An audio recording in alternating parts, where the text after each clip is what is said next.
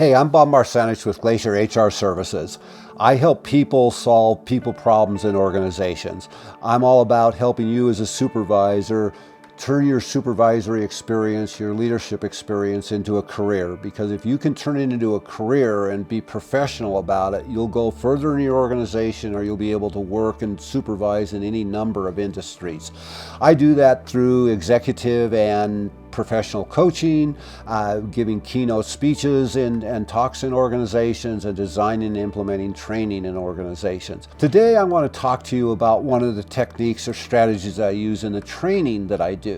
And what I do there is, whether it's a half an hour training or 2-day training or a couple of hours, I always try to identify a couple or 3 or 4 concepts that I want people to remember. So I just call them concepts to remember. So as I'm going through the training, I'll say, this is one of the concepts I want you to remember. I want you to think about this and find ways to implement and use it.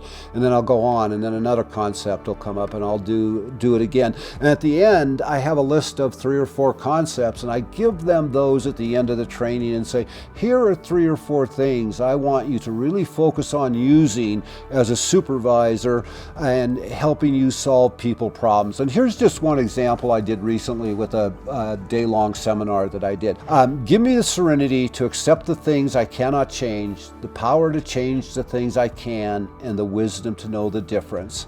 Now, any of you who have ever been around AA or any other kinds of therapeutic models, you've probably heard that prayer or that saying or concept or whatever you want to call it. But that's one of the concepts that I use.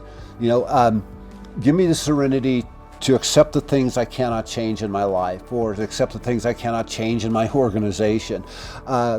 Give me the power to change the things I can, to know to be able to do that, and the wisdom to know the difference. So what can I change? What can't I change? What can I control? What can't I control? That's step 1.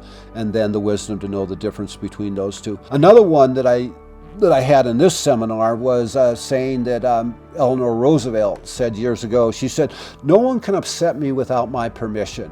And I really like that one, because it gets people to understand that, oh, wait a minute, I'm giving my power away to this individual because I'm letting them upset me. I'm letting them push my button, and I end up looking unprofessional. I need to be a professional supervisor. I need to be the person that's solving people problems in this situation. So no one can upset me without my permission. No one can push my buttons without my permission. I love this one. I saw it in a poster in an organization the other day. It said, minds are like parachutes. They function only when open.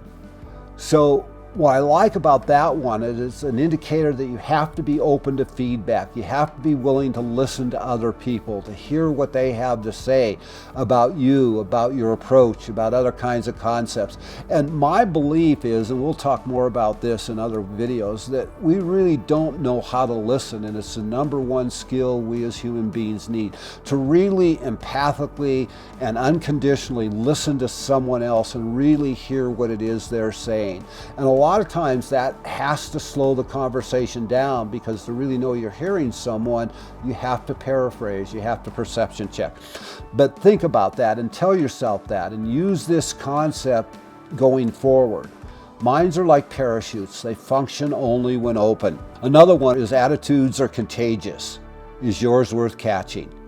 And I love this one because it's one that I sometimes use half humorously, half seriously with people. Hey, attitudes are contagious. Is yours worth catching?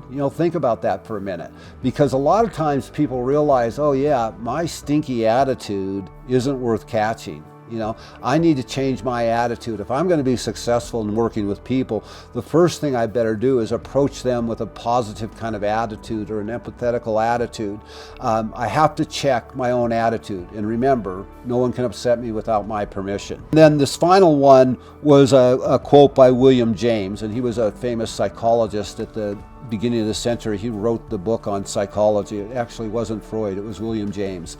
And here's what he said: the greatest discovery of our generation is that human beings, by changing the inner attitudes of their minds, can change the outer aspects of their lives. I think that's one of the most powerful statements I've ever heard. The greatest discovery of our generation is that human beings, by changing the inner attitudes of their minds, can change the outer aspects of their lives. So that means that if you think about something differently, if you internalize it, if you don't let someone push your button, if you don't give them permission to upset you, if you don't give your power away and you keep it and you internalize it, you can think differently and you can get different results and different reactions. That is one way to solve people problems in organizations. So think about all of these concepts and use them to help you solve your people problems as a supervisor.